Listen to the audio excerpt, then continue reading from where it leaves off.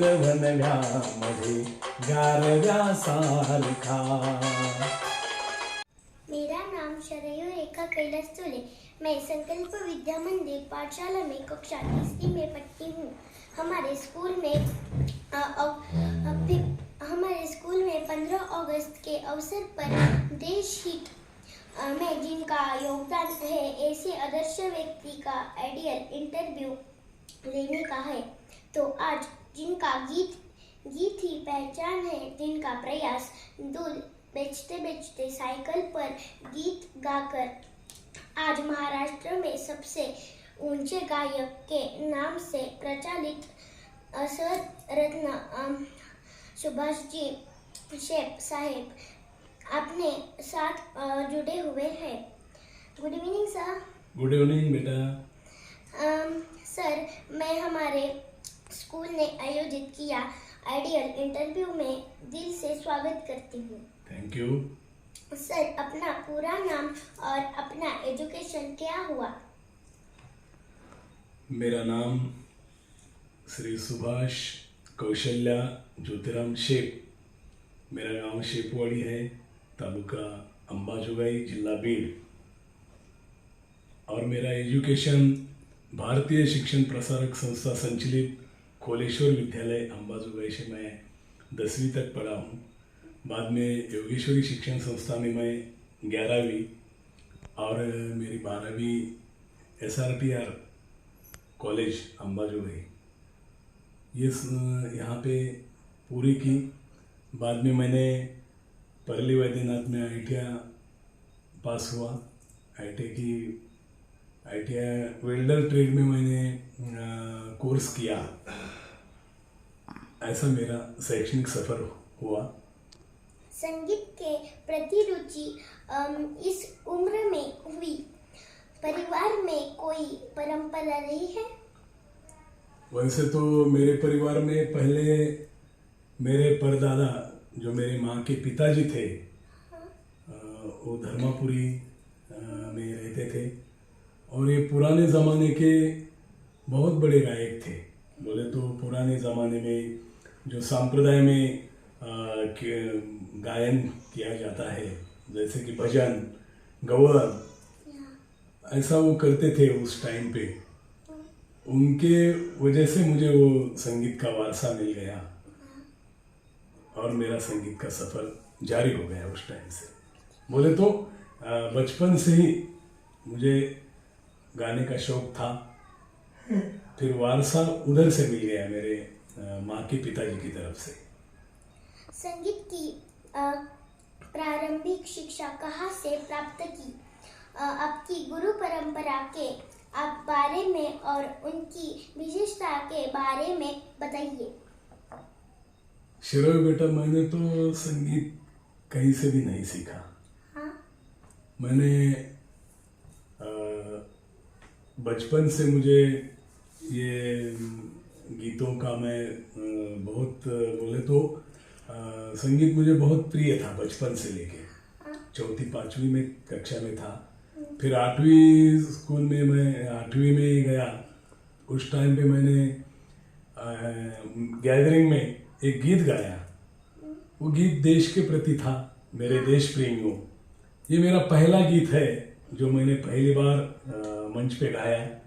उस टाइम पे मामा क्षीरसागर हमारे मुख्याध्यापक थे स्कूल के, और उस टाइम पे उन्होंने मुझे बहुत मेरी तारीफ की, मुझे आशीर्वाद दिया और मेरा कॉन्फिडेंस बढ़ गया कि मैं गा सकता हूँ। तो 8वीं कक्षा से मैं 8वीं में गीत गायन स्पर्धे में सहभाग लिया था मैंने।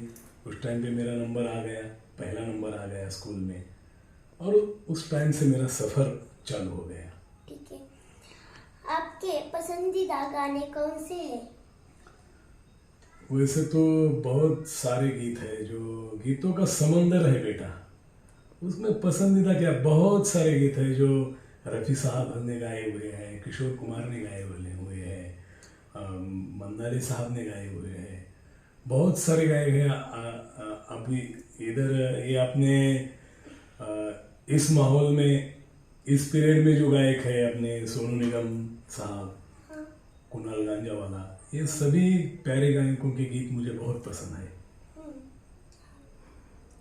क्या आप हमारे छात्रों के लिए दो पंक्तियाँ गाना गा सकते हैं? बिल्कुल, क्यों नहीं। ठीक है। तो यहाँ पे अपने विदर्भ में एक कवि है, कवि अनंत राउत। उनकी कविता जो है वो फ्रेंडशिप पे है, मित्रता के ऊपर उन्होंने एक बहुत ही अच्छी कविता उन्होंने मार्केट में लाई और रातों रात इतने फॉलोअर्स मिल गए उस कविता को। उस कविता के बोल है, दुःख अडवायला उंबऱ्यासारखा, मित्र वनव्यामध्ये गारव्यासारखा। तो उस कविता की मैं एक दो लाइनें, एक अंतरा में, एक मुखड़ा और एक अंतरा मैं पेश करता हूँ।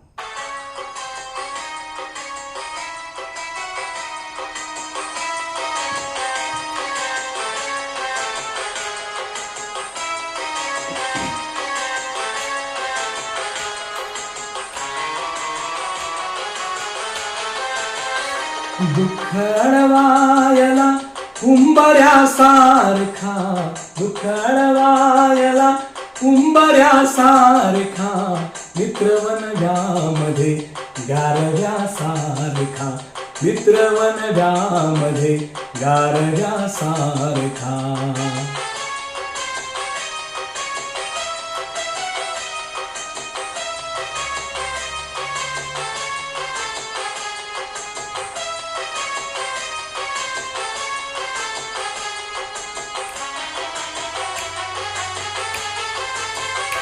वाट चुकणार नाही जीवनभर तुझी, वाट चुकणार नाही जीवनभर तुझी, एक तू मित्र कर आरशा सारखा, एक तू मित्र कर आरशा सारखा, मित्र वनव्यामध्ये गारव्या सारखा। आत्महत्याच करणार नाही कोणी, आत्महत्याच करणार नाही कोणी, मित्र असला जवळ जर मनासारखा, मित्र असला जवळ जर मनासारखा, मित्र वनव्यामध्ये गारव्यासारखा। कविता अच्छी लग रही है बेटा? क्या बात है। इसलिए एक अंतरा मैं बढ़ाता हूं। त्रासलो जिंदगी चालताना पुन्हा, त्रासलो जिंदगी चालताना पुन्हा, एक धडा मैत्री वाचण्यासारखा, एक धडा मैत्री वाचण्यासारखा, मित्र वनव्यामध्ये गारव्यासारखा। मैत्री चाटते गाय होऊन मना, मैत्री चाटते गाय होऊन मना, जाबिलक तू तिला वासरा सारखा, जाबिलक तू तिला वासरा सारखा, मित्र वनव्यामध्ये गारव्या सारखा।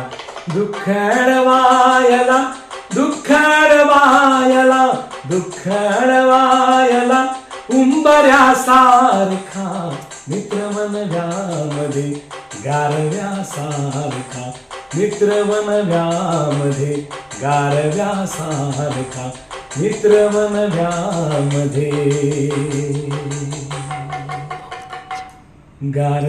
गारव्यासारखा।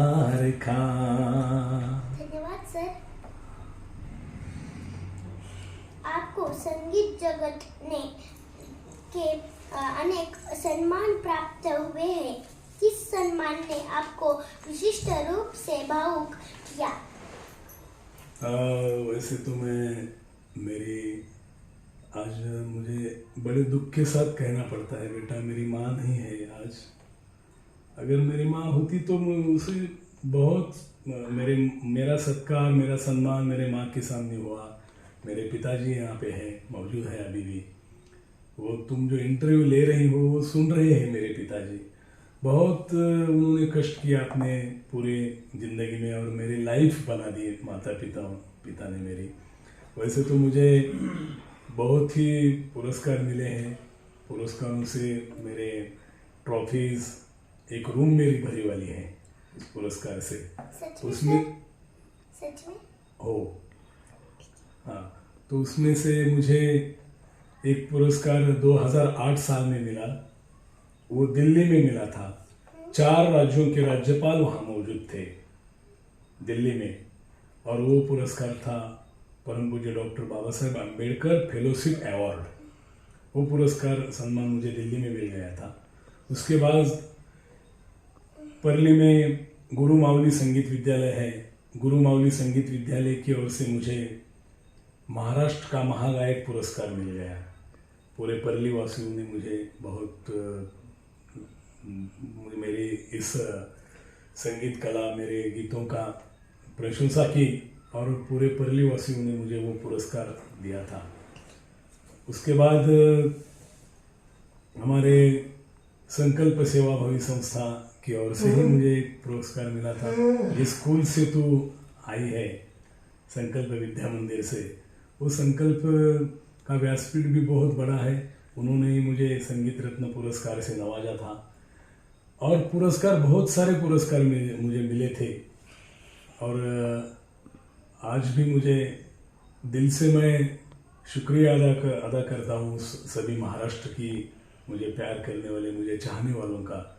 मुझे बहुत बहुत प्यार मिला, और ये पूरे पुरस्कार मैं मेरे माता पिता को समर्पित करता हूँ। उनका कष्ट, उन्होंने जो आज तक मेहनत की, उनको मैं ये मेरे पुरस्कार समर्पित करता हूँ। उनका प्रयास जो था, कष्ट था, और आज तक जो मार्गदर्शन मिला, उसकी वजह से मैं इतने पुरस्कार मैं हासिल कर सका।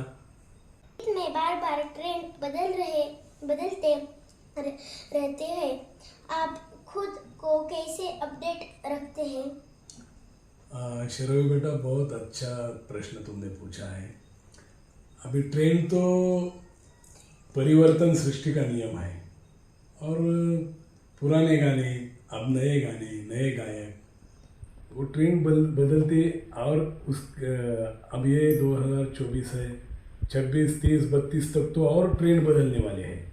तो ट्रेंड के साथ हमको भी चलना पड़ता है। तो वैसे मैं चलने की कोशिश कर रहा हूँ। जैसे ट्रेंड के बारे में बोले तो जो नए नए गीत आ रहे हैं, उनको फॉलो करने की हम कोशिश कर रहे हैं। आगे का प्रश्न पूछिए।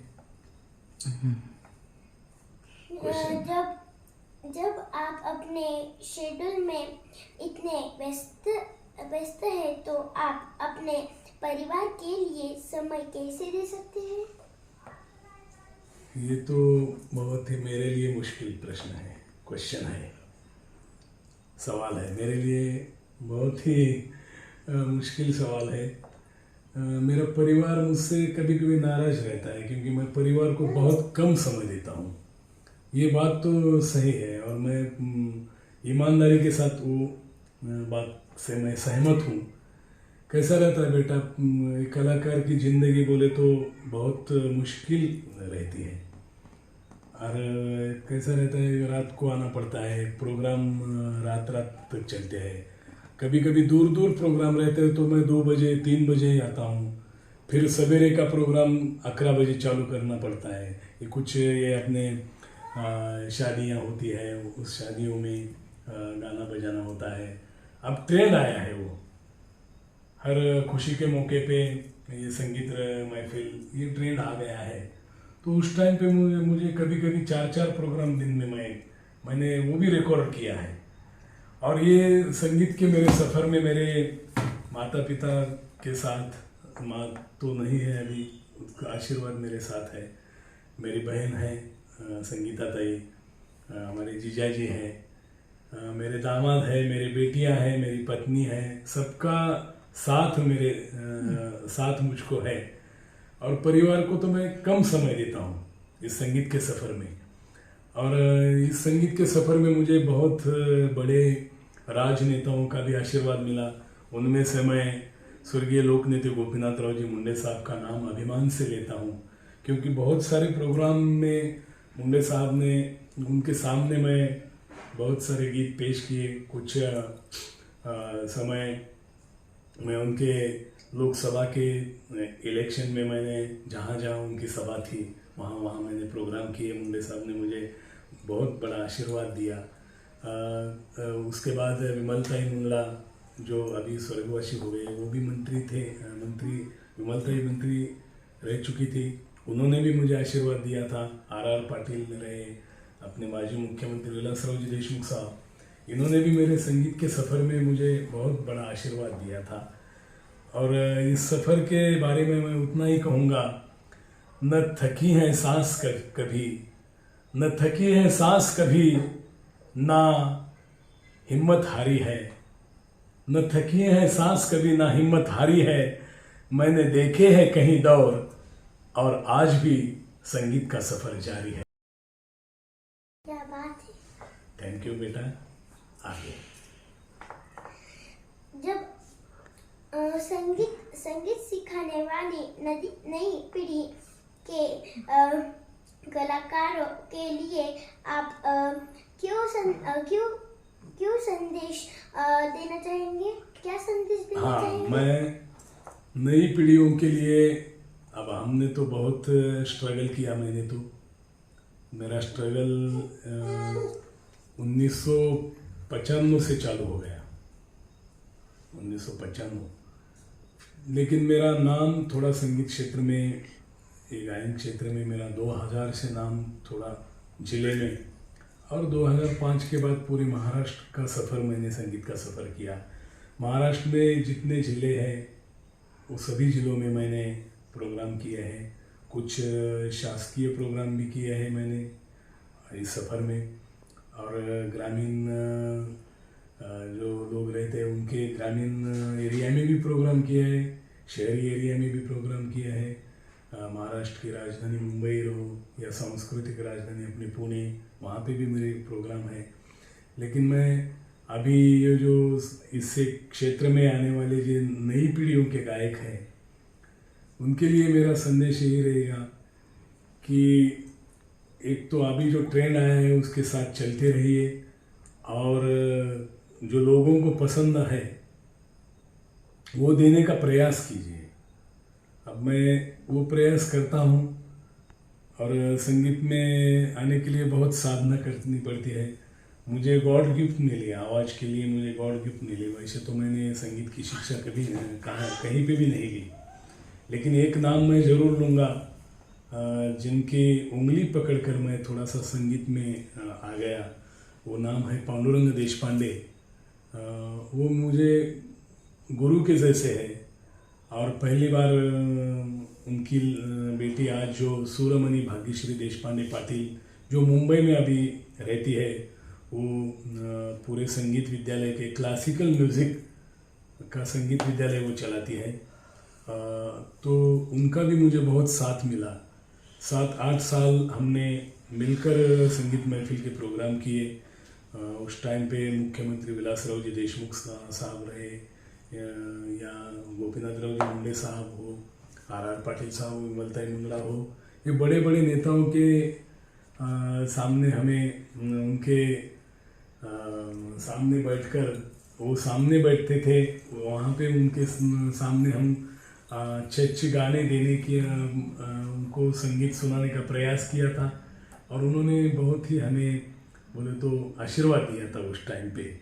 तो नए जो गायक आने वाले हैं उनको संगीत साधना करना पड़ेगी, सीखना पड़ेगा। नए लोग, नया दौर है, इस नए दौर की तरह जो पसंद है वो करके आगे चलना पड़ेगा। और उसमें बहुत कठिनाई भी आएगी, कठिनाइयों को पार करके उनको उस पार जाना पड़ेगा। सर, मैं आपके बहुमूल्य समय के लिए आपको धन्यवाद देना चाहूँगी। अभी 15 अगस्त नज़दीक आ रहा है। अच्छा। तो हमें एक देशभक्ति पर गीत सुनाइए। बिल्कुल, जरूर सुनाऊंगा। मेरे सभी प्यारे भारत देशवासियों को मैं आने वाले स्वतंत्र दिन की बहुत बहुत शुभकामनाएं देता हूँ। और मुझे गर्व है कि आज हमारी छोटी सी संकल्प विद्या मंदिर की ये छोटी सी गुड़िया यहाँ पे आई। मेरे घर आके तुमने मेरा इंटरव्यू बहुत ही अच्छी तरह से लिया, उसके लिए मैं तुमको थैंक यू बोलता हूँ बेटा। और ये देशभक्ति पर गीत मैं अभी यहाँ पे सुनाता हूँ।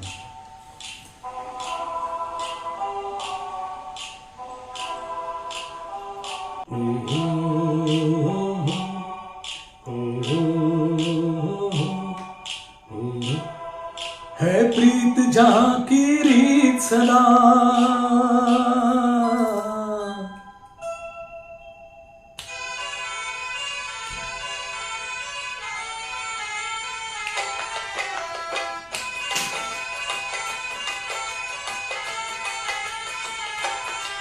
है प्रीत जहाँ की रीत सदा, है प्रीत जहाँ की रीत सदा, मैं गीत वहाँ के गाता हूँ। भारत का रहने वाला हूँ, भारत की बात सुनाता हूँ। है प्रीत जहाँ की रीत सदा,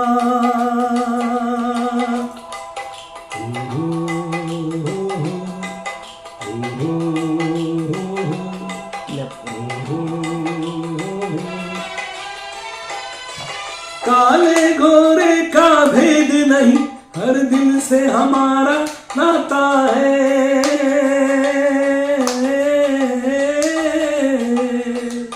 भारत का रहने वाला हूँ, भारत की बात सुनाता हूँ।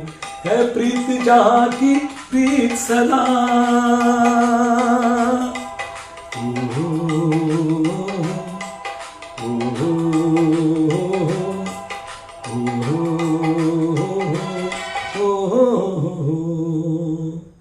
Thank you. Thank you. Thank you sir, आपने मुझे ये समय दिया। धन्यवाद। धन्यवाद शिराई ने बहुत ही अच्छा बेटा मेरा इंटरव्यू लिया है, इसलिए thank you, God bless you, thank you.